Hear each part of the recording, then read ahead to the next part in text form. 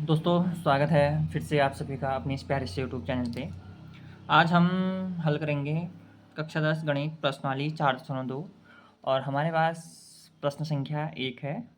तो हमारे पास यहाँ पर प्रश्न है, गुणनखंड विधि से निम्न द्विघात समीकरणों के मूल ज्ञात कीजिए। यानी कि हमने क्या करना है, गुणनखंड विधि द्वारा क्या करना है, इन द्विघात समीकरणों का हल निकालना है। ठीक है, इसके लिए हमारे पास फर्स्ट क्वेश्चन है x square minus 3x minus 10। ठीक है, x square minus 3x minus 10।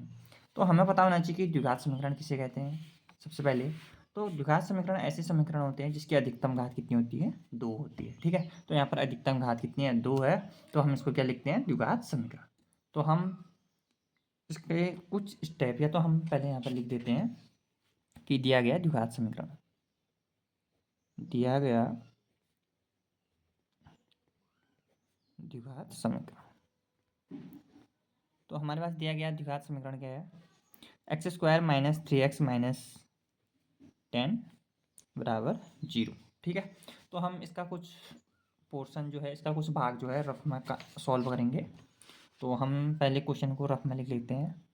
तो एक्स स्क्वायर है, एक्स स्क्वायर। ठीक है, एक्स स्क्वायर के आगे कुछ नहीं, कोई भी संख्या नहीं है, तो हम इसको क्या लिख सकते हैं, एक लिख सकते हैं इसके आगे। ठीक है, तो यहाँ पर हो गया एक एक्स स्क्वायर ऋण 3x ऋण 10 बराबर 0। सबसे पहले हमारे पास एक द्विघात समीकरण होता है। ठीक है, A X square plus B X plus C बराबर 0। ठीक है, इस फॉर्म में होता है कोई भी द्विघात समीकरण।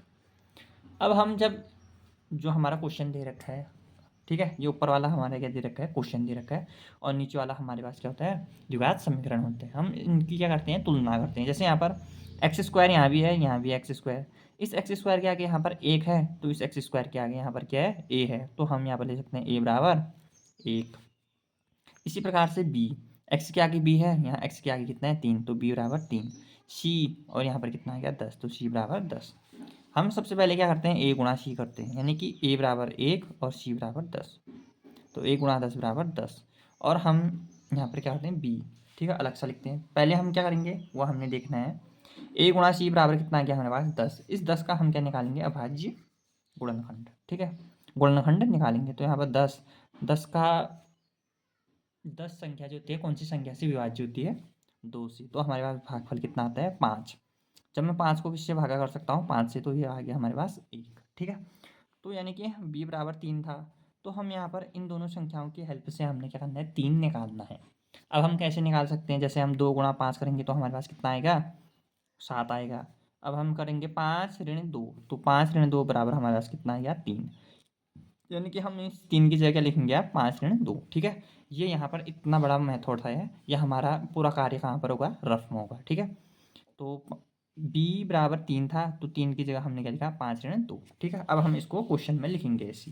तो यहाँ एक्स स्क्वायर है, एक्स स्क्वायर 3, 3 बराबर मैंने क्या बोला, क्या लिखेंगे हम, 5 ऋण 2। तो यहाँ पर आ गया 5 ऋण 2, और ये x ऋण 10 बराबर 0। ठीक है, अब हम इसको क्या करेंगे, सॉल्व करेंगे आगे।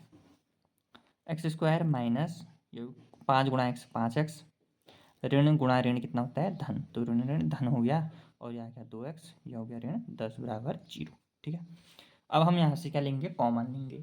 अगर बाई चांस बहुत सारे स्टूडेंट को यहाँ पर कॉमन लेना नहीं आता है, तो हम इसको क्या करेंगे, पहले खोल लेंगे। ठीक है, जैसे एक्स स्क्वायर है, एक्स स्क्वायर मतलब एक्स को 2 बार गुणा करेंगे, एक्स गुणा एक्स ऋण 5x को क्या ले सकते हैं, 5 गुणा एक्स लिख सकते हैं। धन 2x को क्या ले सकते हैं, 2 गुणा एक्स लिख सकते हैं। 10 को क्या ले सकते हैं हमें, 2 गुणा 5 बराबर 0, क्योंकि 10 2 गुणा 5 बराबर कितना होता है हमारे पास, 10। अब हम क्या करेंगे, इस आगे के 2 में से कॉमन लेंगे। ठीक है, जैसे हमारे पास ये रहा। ठीक है, इस आगे के 2 में से हम कॉमन लेंगे, और इस पीछे के 2 में से कॉमन लेंगे। अब कॉमन कैसे लेते हैं हम, कॉमन मतलब कि दोनों में क्या हो, समान हो। ठीक है, यहाँ x है, यहाँ भी x है, तो x बाहर आ जाएगा। यहाँ से क्या बच गया, एक x बाहर आ गया, तो दूसरा x बच जाएगा। और यहाँ से x बाहर आ गया, तो क्या बच गया, 5। ठीक है, इतना हो गया।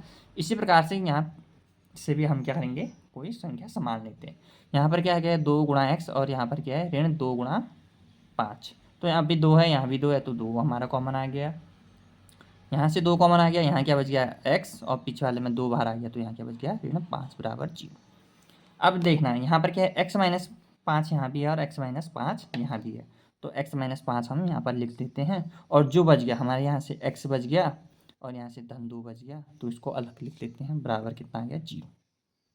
ठीक है, अब हमारे पास क्या आ गया यहाँ पर, x ऋण 5 कोष्टक है तो गुणा लिख सकते हैं, x ऋण 5 गुणा x धन 2 बराबर 0, यानी कि गुणा करके हमारे पास कितना आ रहा है 2 आ रहा है। अब हमें क्या पता होना चाहिए कि कोई भी संख्या गुणा करके दो संख्याओं का गुणा करके हम 0 कैसे निकाल सकते हैं। ठीक है, मैंने क्या कहा कि दो संख्याओं का गुणा करके हम 0 कैसे निकाल सकते हैं। जैसे हमारे पास 2 गुणा 3 है, 2 गुणा 3 कितना आएगा 6 आएगा, लेकिन हमें कितना चाहिए 0 चाहिए वहाँ पर। तो 2 गुणा 0 बराबर कितना होता है 0, या हम लिख सकते हैं 0 गुणा 3 बराबर 0।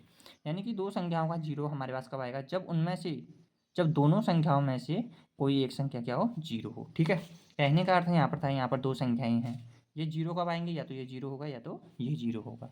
तो हम लिख सकते हैं जब यहाँ पर ये इतना आ गया तो 0 कब होंगे, या x ऋण 5 बराबर 0, या फिर जो हमारा दूसरा है x धन 2 बराबर 0। x ये ऋण है, जब ये दुष्टी हो जाएगा तो क्या बनेगा धन, तो ये x बराबर 5, या फिर x ये धन है तो दूसरी हो जाएगा तो ऋण 2।